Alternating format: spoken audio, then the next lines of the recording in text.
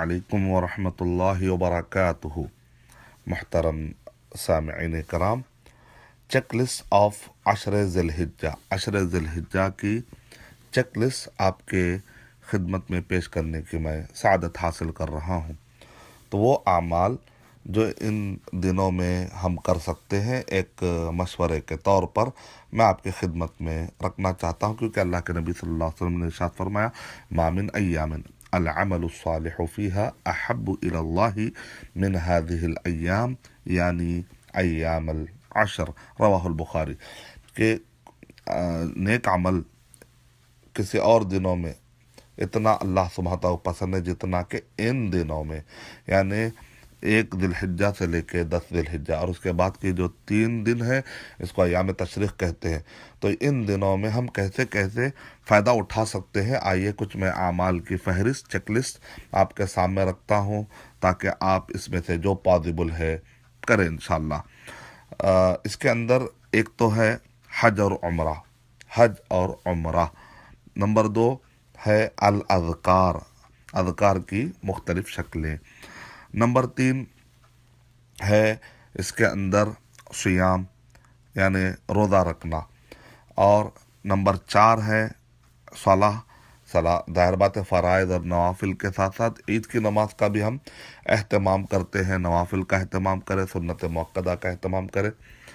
फिर उसके बाद है उज़हिया, उज़हिया ज़ाहिर बात है हम कुर्बानी भी देते हैं, और सदका। तो हज और उम्रा नंबर 1, नंबर 2 सियाम, रोज़ा रखना, नंबर 3 फ़राइज़ और नवाफिल और सुन्नत मुअक्कदा और ईद की नमाज, और नंबर 4 उज़हिया, कुर्बानी, और 5वां है अज़कार, और 6वां है सदका। सदका यानी पैसा लगाना, अल्लाह की राह में खैरात करना, और क़ुरबानी के लिए जो आप पैसा लगाते हैं वो भी आप मुराद लीजिए। तो आइए मैं आपको 1 बाय 1 एक की तफसीलात देता चला जाता हूँ इंशाअल्लाह।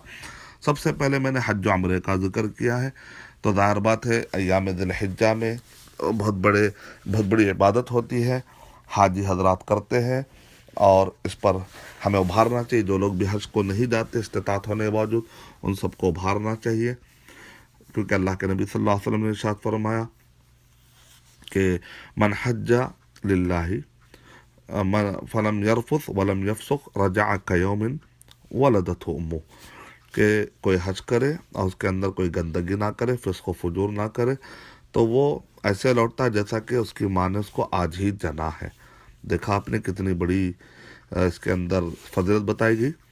ताबिउ बैनल हज्ज वल उम्रा फ़इन्न मुताबअ बैनहुमा तनफिल फ़क़्र वज़्ज़ुनूब कमा यनफिल कीरू खबसल हदीद, कि तुम हज पर हज और उम्रे पर उम्रा करो, ज़ाहिर बात है इस्तिताअत हो तो, और इन दोनों के दरमियान ऐसा मुताबा करना, वहाँ तक इस्तिताअत है पहुँचने की आपके पास, तो ज़रूर करना चाहिए। इससे फ़क़्र व फ़ाक़ा और गुनाह दोनों के दोनों साफ़ हो जाते हैं। जैसा कि जब लोहार जब गरम करता है और आग पर जो है तपाता है, तो उसकी वजह से लोहे की गंद निकल जाती है, गंदगी निकल जाती है। और एक फजीलत सुनिए आप, कई हाजी और उम्रा करने वाले गलत फहमी में रहते हैं कि काबे पे पड़ी जब पहली नज़र, तो पहली नज़र में ही सारी दुआएं कबूल होती। बात ऐसी नहीं है, सही हदीसों में और ज़्यादा बात बताई गई है। ये सब मनगढ़ंत रिवायतों में, ज़ईफ़ रिवायतों में बहुत कम फ़ायदा मिलता है, सही रिवायतों में ज़्यादा फ़ायदा है। हज करने वाला और उम्रे करने वाला अल्लाह का वफ़द है। अल हाज्जु वल मुअतमिरु वफ़दुल्लाह दआहुम फ़अजाबूह वसअलूह फ़अअताहुम फ़अजाबहुम वसअलूह फ़अअताहुम, के जब जो हाजी होते हैं और उम्रा करने वाले, तो अल्लाह का वफ़द है। जब वो अल्लाह ताला से मांगते हैं तो अल्लाह सुब्हानहू ताला उनको जवाब देते हैं। जब वो कोई चीज़ पूछते हैं तो अल्लाह ताला उनको अता करते हैं। सिलसिला सही हदीस नंबर 1820।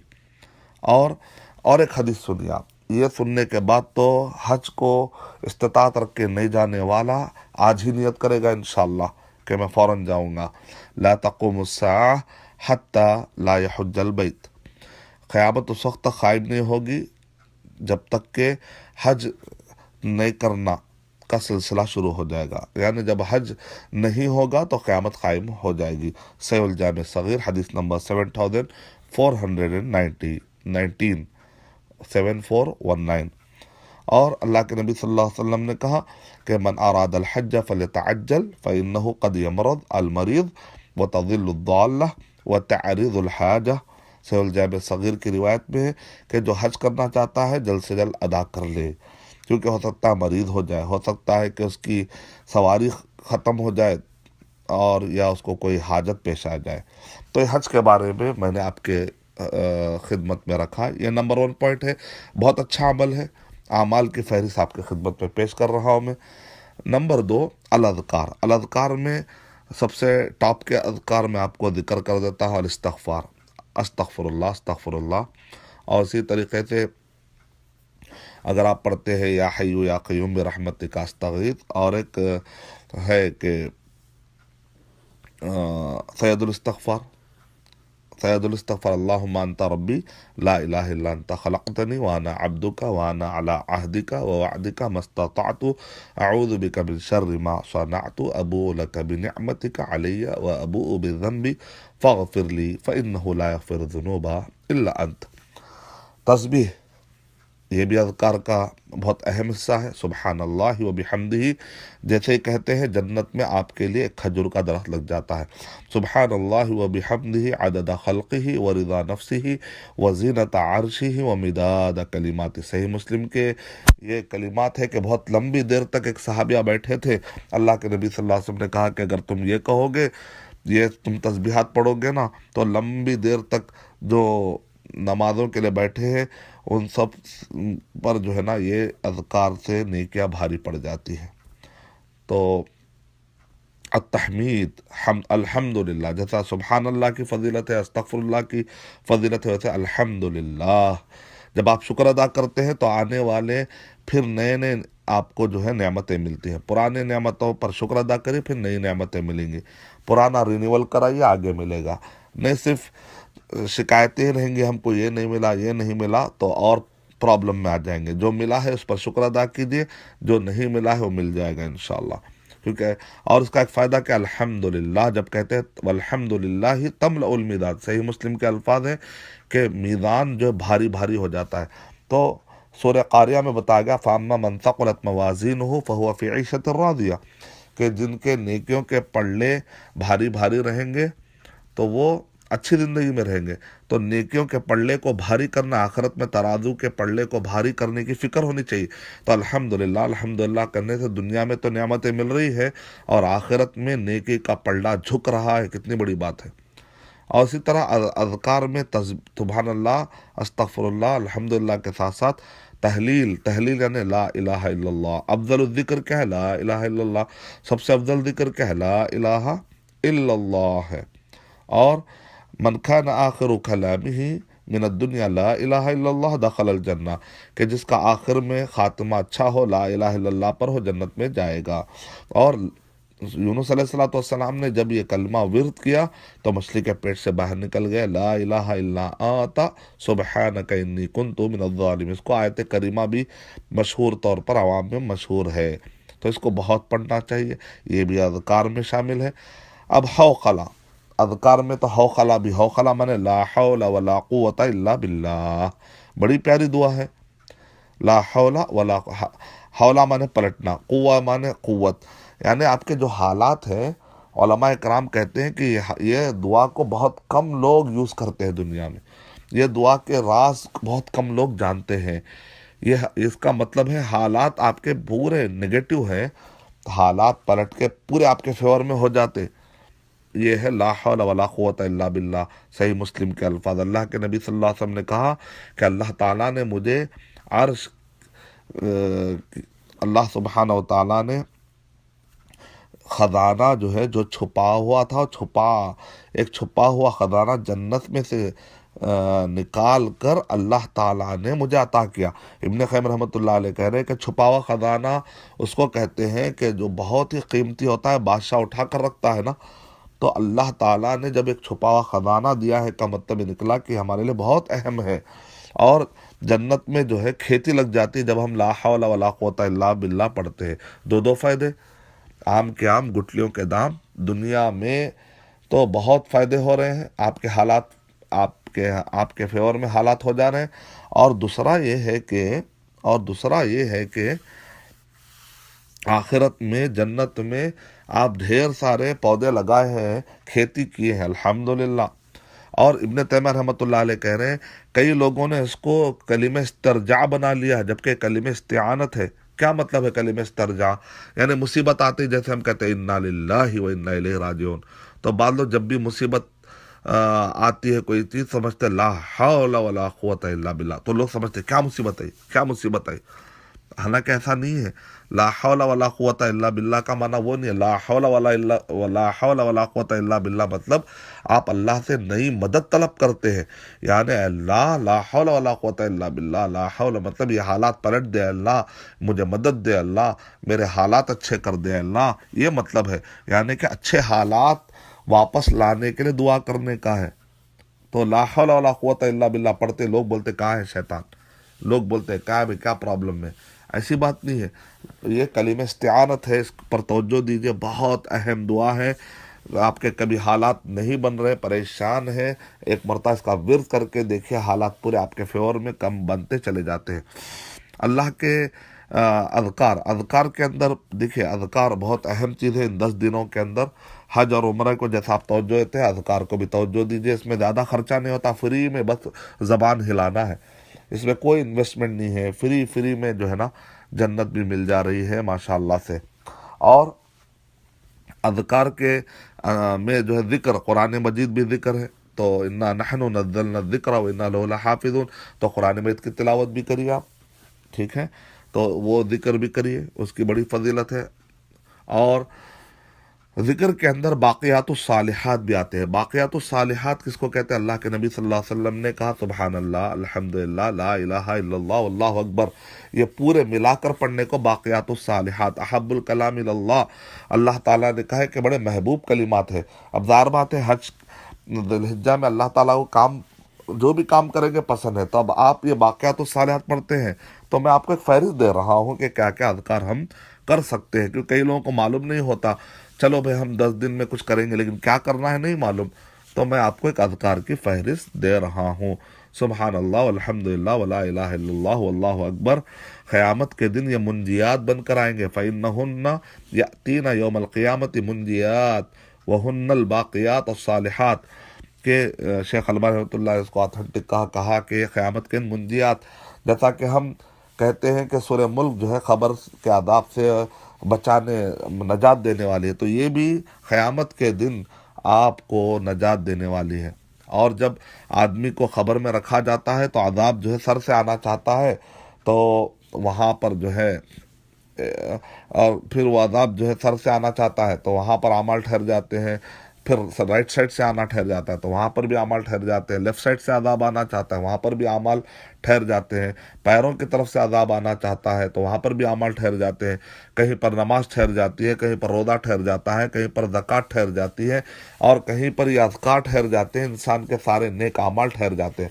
تو نیک اعمال کو معمولی مت سمجھیے، جب ہم خبر میں رہتے ہیں اکیلے نا، تو یہی نام اعمال ہمارا دفاع اور ڈیفنس کر جاتے ہیں، اور عذاب کے مقابلے میں مد مقابل میں ٹھہر جاتے ہیں، ٹھیک ہے۔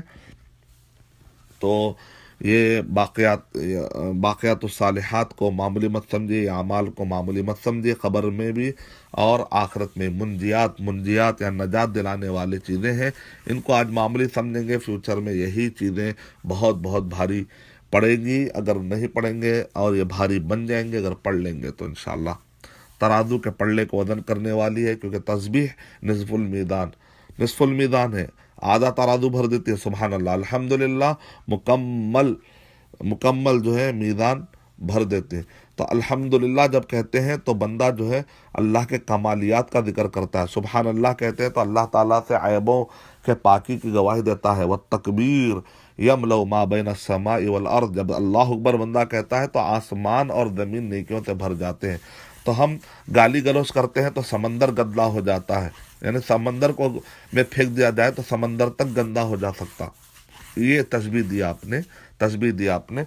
اور لیکن جب بندہ اچھے کلمات منہ سے نکالتا، تسبیحات پڑھتا ہے، تو آسمان اور زمین نیکیوں سے بھر جاتا ہے۔ تو مختلف اوقات میں اذکار کرنے کی جو فضیلتیں ہیں ان کو بھی آپ استعمال کریے۔ نماز کے بعد کے اذکار ہیں، نماز کے اندر جو دعائیں ہیں، مختلف اوقات میں جو آپ کرتے ہیں، عام دعائیں ہیں، خاص دعائیں ہیں، ان سب کا اہتمام کریے۔ محمد صلی اللہ علیہ وسلم پر درود بھیجنا نہ بھولیں، اور وہ درود ابراہیمی بھی پڑھتے رہیے۔ تو بہرحال یہ اذکار کا اہتمام کریے۔ حج اور عمرہ اور اس کے بعد اذکار کا میں نے ذکر کیا ہے۔ تیسرا ہے روزے۔ اللہ کے نبی صلی اللہ علیہ وسلم کے بارے میں آتا ہے کہ آپ 9 روزے رکھا کرتے تھے، اور ایک اس سے مراد لیا گیا کہ 90 دن کا عرفے کا روزہ، واللہ عالم۔ تو 90 دن کا عرفے کا روزہ، اب یہاں تو عرفے کے دن کا روزہ ہے۔ دیکھیں بعض لوگ عرفے کا روزہ کہہ کر کنفیوز ہو جاتے ہیں، اور عرفہ کے حساب سے مان لیجئے انڈیا میں اگر اس دن 9 تاریخ نہیں بھی ہے تو روزہ رکھتے ہیں، تو بہرحال ایسی بات نہیں ہے۔ آپ عرفے کے دن کا روزہ، عرفے کا دن کس کو کہتے ہیں؟ 9 تاریخ کو کہتے ہیں۔ اور واضح آ گیا کہ کان نبی صلی اللہ علیہ وسلم یصوم تسعا، تو آپ اللہ کے نبی صلی اللہ علیہ وسلم 9 کو روزہ رکھتے تھے۔ اس میں اگر تسعہ کا معنی لے لیں 9ویں تاریخ، تو یہ قول فیصل ہو گیا کہ عرفے کی وجہ سے روزہ نہیں ہے بلکہ 9 تاریخ کی وجہ سے روزہ ہے۔ تو جب 9 تاریخ لگے گی ہم روزہ رکھیں گے، جیسے 10 تاریخ لگتی ہے تو قربانی کرتے ہیں، تو ویسا پھر بھی اگر کوئی مطمئن ہوتا ہے انہیں عرفے کے دن جو سعودی عرب میں ہوتا ہے میں وہی رکھتا ہوں، تو بہرحال اجتہادی مسئلہ ہے، آپ پر زبردستی نہیں ہے۔ آپ اپنے جس عالم سے اور جس دلیل سے آپ متاثر ہیں آپ اس پر عمل کر سکتے ہیں، یہ کوئی زبردستی والی بات نہیں ہے۔ لیکن ہمارا قلب جو مطمئن ہوتا ہے وہ یہ ہے کہ سارا کیلنڈر ہندوستان کا ہے، تو یہ دراصل اللہ کے نبی صلی اللہ علیہ وسلم کے الفاظ کو سمجھنے کی ہمیں ضرورت ہے کہ یوم القر کہتے ہیں، ٹھیک ہے، ایام التشریق کہتے ہیں۔ تو دیکھا ہے تو مینا کے دن، مینا سے متعلق یوم القر کا تعلق تو مینا سے ہی ہے۔ یوم النحر مینا میں بھی ہوتا ہے، ہندوستان میں بھی قربانی ہوتی ہے، ٹھیک ہے، لیکن یوم القر تو مینا میں ٹھہرنے کو کہا جاتا ہے۔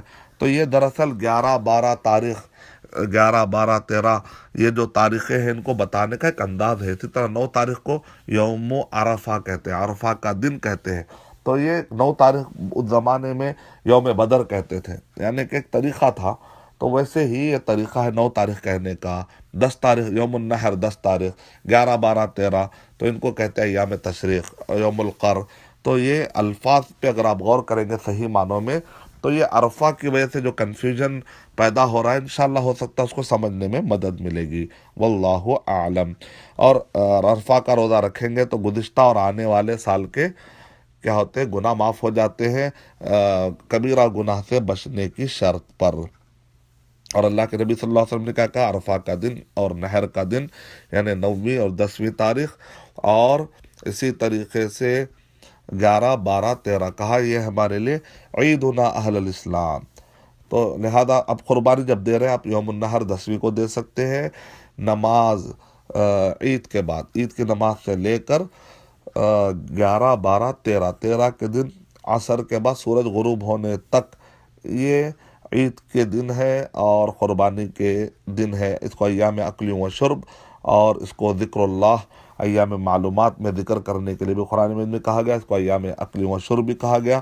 ایام تشریق 11 12 13 کو روزہ رکھنا جائز نہیں ہے، عید کے دن میں روزہ رکھنا جائز نہیں ہے، سوائے حاجی، اس حاجی کو جس حاجی کے پاس حج تمتع میں ہدی کا جانور وہ نہیں ہے، تو حاجی حضرات کیا کرتے ہیں؟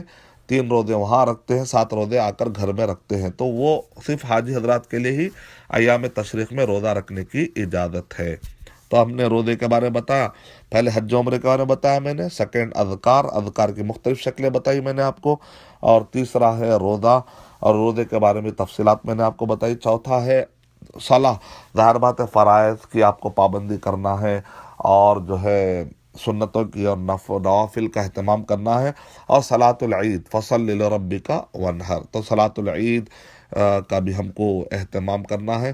اور ابن عمر رضی اللہ تعالیٰ عنہ صحابہ کرام کے بارے میں آتا ہے کہ وہ عرفہ کے دن 9ویں تاریخ جو ہوتی فجر سے لے کر جب بھی نمازوں کے بعد جو ہے اذکار کا اہتمام شروع کر دیں آپ، اذکار کا۔ اور جہاں تک پہلی ذی الحجہ سے لے کر 13 ذی الحجہ تک ہے، یہ اذکار مطلقہ ہے، یعنی کہ آپ اللہ اکبر لا الہ الا اللہ اللہ اکبر وللہ الحمد، جو جن کو ابن مسعود رضی اللہ تعالیٰ کے جو کلمات ہے یہ جب چاہے پڑھ سکتے ہیں، لیکن عرفہ کے دن جو ہے آپ فجر سے ہی اس کی شروعات، اس کا اہتمام کر دیں الحمدللہ، تو اس کا اہتمام کیا جا سکتا ہے، فجر سے کر سکتے ہیں آپ۔ اور جو ہے یہ ہوا اذکار کا اور روزے کا اور عید نمازوں کا، میں نے آپ کے سامنے ذکر کیا 4 پوائنٹ۔ پانچواں جو ہے ظاہر بات ہے قربانی، تو قربانی کے مسائل پر میرا ڈیٹیل میں تقریباً 1 گھنٹے کا بیان ہے، ضرور سنیے، کیونکہ اعظم الایام عند اللہ والفجر کہہ کر قرآن مجید میں قسم کھائی گئی ہے۔ اللہ کے نبی صلی اللہ علیہ وسلم نے کہا کہ دن کے اعتبار سے اگر کوئی اعظم دن ہے تو وہ قربانی کا دن ہے، جس کو یوم الحج الاکبری بھی کہا گیا، ایک تفسیر ایک حدیث کے مطابق۔ اور ظاہر بات ہے اس دن حاجی حضرات تو کافی کام کرتے ہیں، 10ویں تاریخ کو جو ہے کنکری مارتے ہیں، قربانی دیتے ہیں، حلق و تقصیر کرتے ہیں، طواف افاضہ سعی کرتے ہیں، اور جو حج کو نہیں گئے وہ جن کے پاس استطاعت ہے وہ لوگ قربانی دیتے ہیں، فصل لربک وانحر۔ تو یہ قربانی ادا کرنے کے تفصیلات الحمدللہ گزر چکے ہیں۔ اور اسی طریقے سے تکبیرات پڑھنے کا اہتمام کرنا چاہیے، روزہ رکھنے کا اہتمام کرنا چاہیے۔ اور ظاہر بات ہے آپ غور کر کے دیکھیے تو ان دنوں کے اندر امہات العبادات جمع ہو گئے، جیسے اگر آپ غور کر کے دیکھیں حج و عمرہ بھی اس میں ذکر جمع ہو چکا ہے، نمازیں تو آپ فرائض اور سنت کے اعتبار سے، نوافل کے اعتبار سے نماز بھی جمع ہو چکی ہے، اور خاص طور سے عید کی نماز، پھر سے روزہ بھی جمع ہو چکا ہے۔ یعنی ارکان اسلام کے جو بڑے بڑے چیزیں ہیں، ظاہر بات ہے توحید، یہ سب کام کر رہے ہیں ہم اللہ کو خوش کرنے کے لیے، تو ارکان اسلام میں جو توحید ہے رکن اول ہے، اور اتباع سنت، شہادت اللہ الہ الا اللہ وانی رسول اللہ، تو اخلاص اور متابعت، یعنی سارے کام اللہ کے لیے کرنا چاہیے، سارے کام محمد صلی اللہ علیہ وسلم کے بتلائے طریقے کے مطابق کرنا چاہیے۔ سیکنڈ یہ ہے کہ اس کے اندر حج و عمرہ ایک رکن ہے، صلاح ظاہر بات ہے یہ بھی اسلام کا ایک رکن ہے، صوم یہ بھی اسلام کا ایک رکن ہے، اور جو قربانی دے رہے ہیں صدقہ، اب اللہ کے راہ میں جو آپ قربانی دے رہے ہیں اور صدقہ و خیرات کر رہے ہیں تو مالی عبادت، یعنی زکوٰۃ جو ایک مالی عبادت ہے اس کا بھی کچھ نہ کچھ مالی عبادت کا ایک بہت بڑا حصہ آپ ادا کر رہے ہیں، اذکار ادا کر رہے ہیں۔ تو کل ملا کر یہ کام کرنا ہے انشاءاللہ ہم کو، کہ اعمال کی فہرست یہ ہے کہ حج و عمرہ، قربانی، روزے کے تفصیلات، نماز کے تفصیلات، اور اذکار کے تفصیلات، اور چھٹواں ہے صدقہ اور خیرات کے تفصیلات، مالی طور پر اللہ کی راہ میں لگانا۔ تو یہ 6 کام انشاءاللہ مجھے امید ہے کہ تفصیلی طور پر میں نے سمجھانے کی کوشش کی ہے۔ کچھ بھی اگر آپ کو سوال ہے، تفصیل میں آپ پڑھنا چاہتے ہیں www.askislampedia.com، اور اگر کچھ سوال پوچھنا چاہتے ہیں تو askmadani@gmail.com پر یا 9290621633 پر آپ بھیج سکتے ہیں۔ السلام علیکم ورحمۃ اللہ وبرکاتہ۔